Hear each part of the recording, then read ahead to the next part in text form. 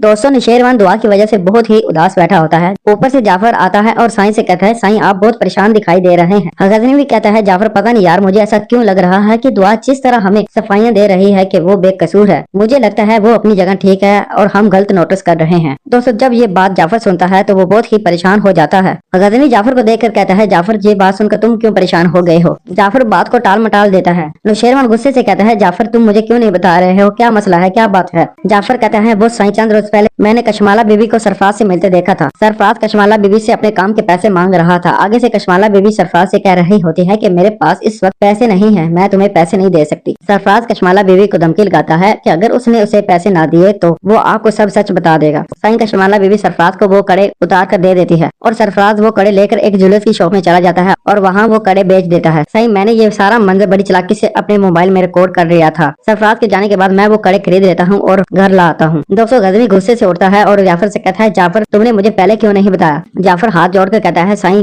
मुझसे बहुत बड़ी गलती होगी, मैंने इसलिए आपको नहीं बताया। आप मुझे गलत न समझें कि मैं दुआ बीबी की हिमायत कर रहा हूँ, उसे प्रोटेस्ट कर रहा हूँ। दोस्तों गजनी जाफर से कहता है इस गलती का हिसाब मैं बाद में लूंगा, पहले मुझे वो वीडियो दिखाओ। दोस्तों जाफर नौशेरवान को वो वीडियो दिखा देता है और कंगन भी दे देता है। नौशेरवान जब कड़े देखता है तो वो बहुत ही परेशान हो जाता है और जाफर से कहता है जाफर ये तो कड़े अम्मा साईं ने इस कशमाला को दिए थे, इसका मतलब दुआ सच कह रही थी कि मेरे खाने में जहर कशमाला ने मिलाया था, वो तो बेचारी बेकसूर थी। दोस्तों उधर दुआ बड़ी चालाकी से सरफराज से मिलती है और उससे कहती है तो अच्छा ये सब तुम कशमाला के कहने पे कर रहे थे, तुमने तो उसका काम कर दिया लेकिन बदले में उसने तुम्हें क्या दिया। दोस्तों सरफराज दुआ के सामने कशमाला की ऑडियो चलाता है और जिसमें वो कह रही होती है कि उसके काम के वो आने वाले दिनों में पैसे देने वाली है। दोस्तों दुआ ये ऑडियो अपने मोबाइल में रिकॉर्ड कर लेती है और सरफराज से कहती है अच्छा अब मैं चलती हूँ। दोस्तों उधर से नौशेरवान दुआ से मिलने आ रहा होता है और इधर से दुआ नौशेरवान से मिलने आ रही होती है, लेकिन दुआ सबसे पहले गजनी के घर पहुंच जाती है और उससे कहती है मैंने आपसे कहा था कि मैं ये साबित करके रहूंगी कि आपके खाने में जहर मैंने नहीं मिलाया बल्कि कशमाला ने मिलाया था। ये रहा उसका ठोस सबूत जिसमें वो सरफराज को उसके काम के पैसे दे रही है।